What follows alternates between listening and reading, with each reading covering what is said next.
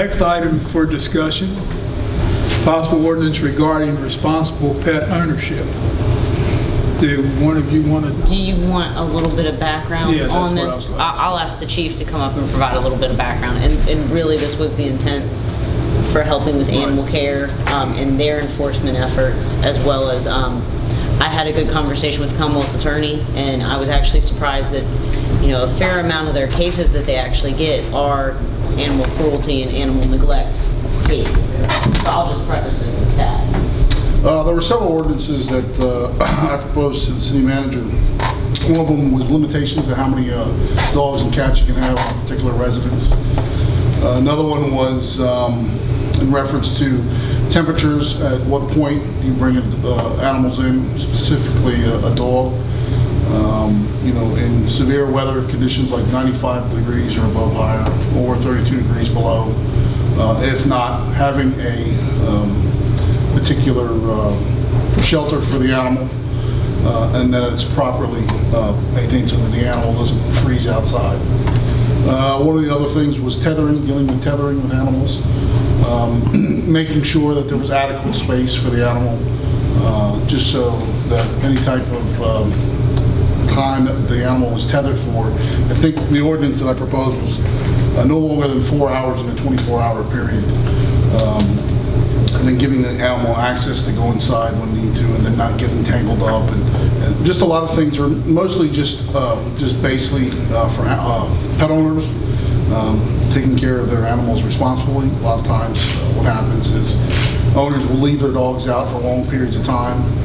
They won't bring their animals in. It also causes problems with neighbors and other stuff. We have some nuisance ordinances, but they don't necessarily cover everything. And I think one of the last ones was when animals, certain places where animals utilize the bathroom, you know, that it would be an ordinance that they'd have to actually pick it up. Public places, schools, any type of district that's considered Sports complex. yeah, sports complex. Public, mostly public governmental places. I think we had an issue on station number 2, where we had individuals that were walking their dogs, letting their dog use the grass in front. The only suggestion I had at the time, I spoke with one of the workers over there, I said just put some signs up, which actually I found out actually worked. Just putting some signs up, just letting people know, hey, don't do it here. But if they did do it and this ordinance was in effect, we could actually charge them with violating that ordinance.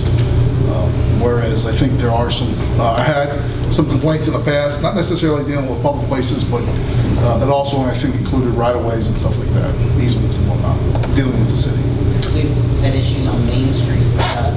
You come and see sometimes folks that walk on Main Street don't necessarily pick up those kind of things. So, A citizen could identify the individual who was doing it, they could go to the magistrate and obtain a summons for that, bring them to court. you said public property. Not too long ago, we had an issue. Somebody came before us and someone on another street was walking their dog over to the street they lived on and using public right-of-way, but also private property that didn't belong to them. Can that be included in that? I'll have to do a little bit of research to see if I can find any ordinances that are somewhat similar with that. I'm sure we can probably find something to do that. Question for you. Cats, if you feed them, are they yours? As far as I know, yes. If you are feeding animals, and they technically become your animals. And in the city of Covington, you can't have animals roaming at large, whether it's a dog or a cat. Yes.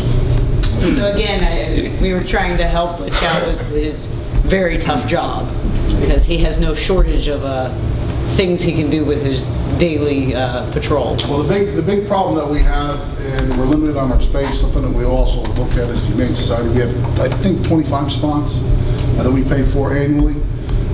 Here recently, the Humane Society was filled up. You know, there's nothing we really can do once the Humane Society is filled up. You know, we don't necessarily control how they handle the animals inside that facility. We just pick them up, drop them off, and then the Humane Society takes care of all of that. So if we have an issue, and we've always had an issue, whether it's cats or dogs, it's 25 spots. So, I mean, I can drive around and probably go to some of these local areas. I know one of them is dealing with over by the Jackson River Sports Complex. Another one would probably be over by Kroger's, where you see a group of cats. I mean, we can pick those cats up, but we're always limited on our spaces, just for the mere fact But that that's it's if not. we're only utilizing the Humane Society. Yes. Now, what we try to do, especially what I try to do, is if we located at least a dog in the area, we know the dog's getting taken care of, we try to post it on social media to try to get it out to the public and let them know, hey, look, we found the dogs. We're not spending time with the animal inside the Humane Society for very long. And I have noticed that usually within 10 minutes we got a response from either somebody that knows who owns that dog or the dog owner, and they're quick to pick the dogs up. So we're trying other different avenues to try to mitigate that problem of space inside the Humane Society.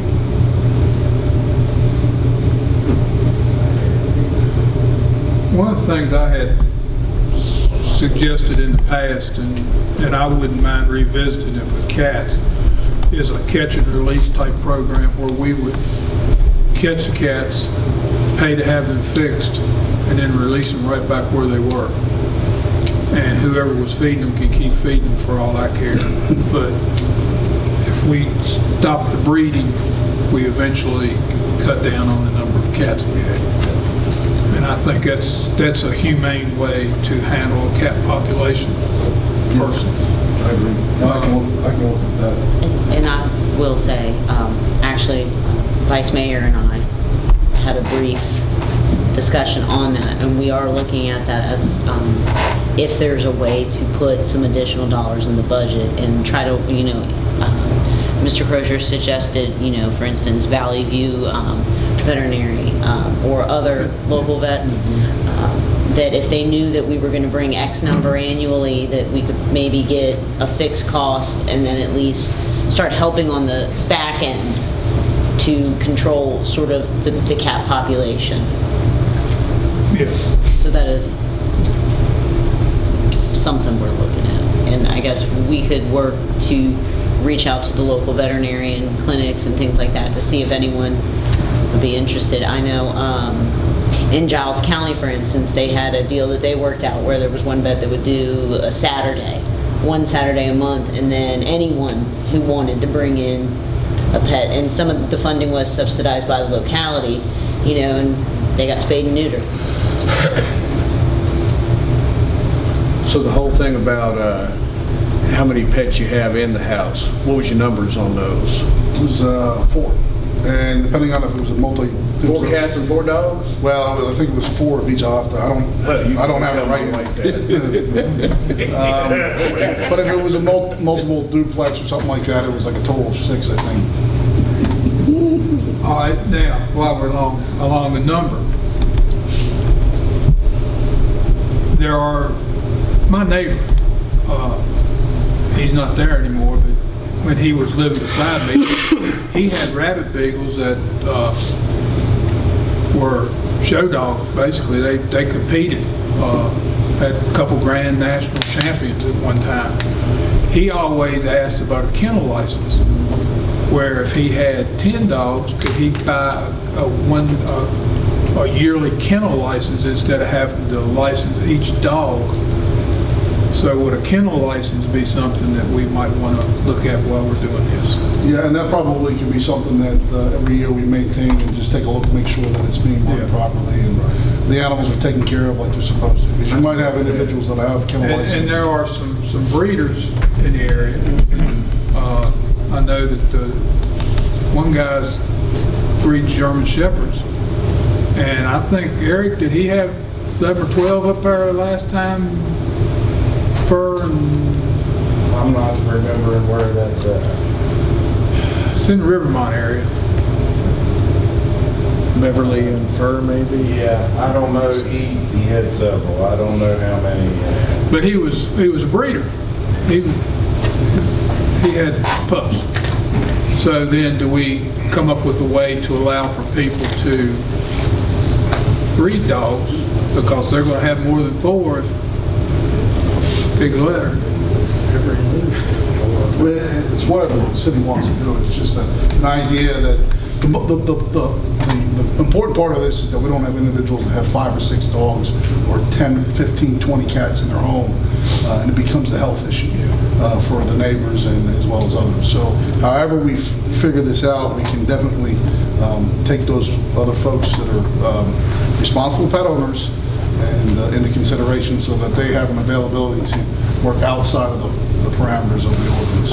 And I'm not opposed to having something on the books that deals with responsible pet ownership. I think there's several things we might want to look at in that. Y'all got anything? My biggest problem is cats. Find a way to keep them out of my neighborhood, we'll be fine. I won't have to listen about Holly every week. Yeah. So I guess if you're interested in moving this forward as a governing body, there's the idea of looking at kennel license and maybe how some other localities have done it. Looking at a spay and neuter program that the city can help augment and enter into a partnership with a provider here. And then... And I think it's important, sorry to cut you off, what you talked about, the leashing, the tethering. tethering, yeah, thank you, on the outside in the heat and those type of things. I think that's important. There also, I don't even think about the ordinance, but dogs inside vehicles too, I don't know. I think the state code, correct me if I'm wrong, if not, we also might want to adopt an ordinance in here. Because we do have that quite frequently during the warmer months, we have animals in the vehicle. We're going to get equipment to determine what the temperature of the vehicle is and charge individuals appropriately. I saw a canine unit the other day. If the engine hadn't been run, I would break the window out of it. So You just want to break the window. Yeah, it's in one of the old You got cars. to pay for that. They frown on you breaking the window.